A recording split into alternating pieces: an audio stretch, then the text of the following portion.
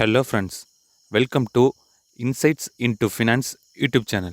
If you like financial contents, then please subscribe my YouTube channel and share with your friends. Let's get into the video.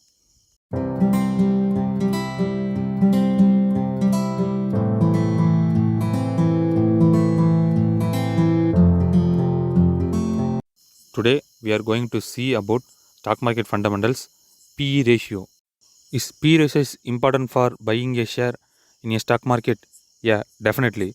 Because all of the long term investors first see the P ratio of the share. Because P ratio is the way to identify the share is overvalued, undervalued, or fair valued. What is the P ratio? P ratio means price to equity ratio. The company's current market price of single share is divided by earning per share. It's called P ratio. The P ratio is changed due to current market price of share. In this chart, you can see the Reliance share historical P ratio fluctuation. You can see the P ratio is fluctuated in different times. How we identify the share is undervalued or overvalued? We compare the sector PE with the stock PE. If the stock PE is greater than sector PE, then the share was overvalued. If the stock PE is less than or sector PE, then the share is undervalued.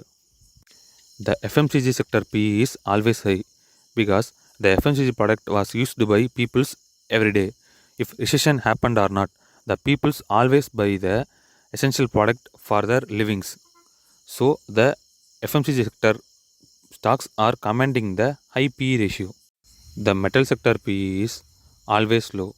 The reason is the metal sector growth was aligned with economic. The economy perform well, then the metal sector get benefit of it. If economy doesn't perform very well, then metal sector is suffer a lot. Also, the input cost of metal sector is fluctuated due to geopolitical situation. So, the metal sector stocks always command lower PE. In share market, there are two kind of stocks are available. One is growth stock, another one is value stock. The growth stock always command a high PE.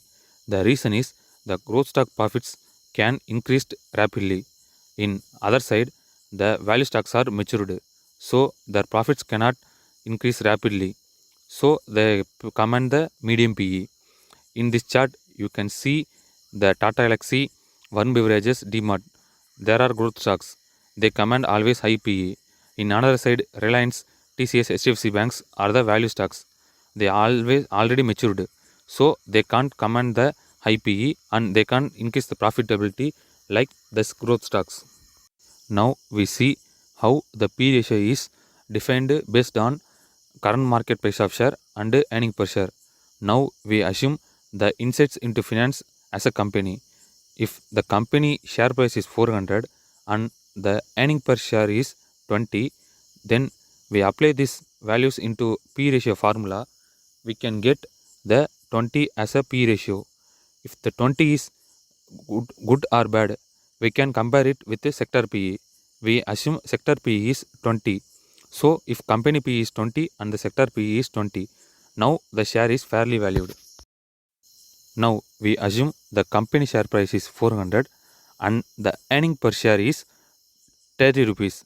Now if we apply this value in the formula, we can get 13.3 as a P ratio. It means the stock is undervalued because the sector P is 20 but the stock P is only 13.3. So the stock is undervalued. Now we assume the share price is same as 400 and the earning per share is 10 rupees. If we apply this value into P ratio formula, now we get the P ratio is 40. Now it is overvalued because the sector P is only 20 but the stock P is double the time of the sector PE. It means the stock is overvalued. If company's earning per share is increased, then the stock PE is decreased. It means it look like attractive. The stock is undervalued and getting cheap. Now investors are looking this share. In other side, the company earning per share is decreased, then the PE automatically increased. In this situation, the company's stock is overvalued. So investors not willing to buy this kind of shares. If you like this kind of financial contents, then like, share, and subscribe my YouTube channel. Thank you so much.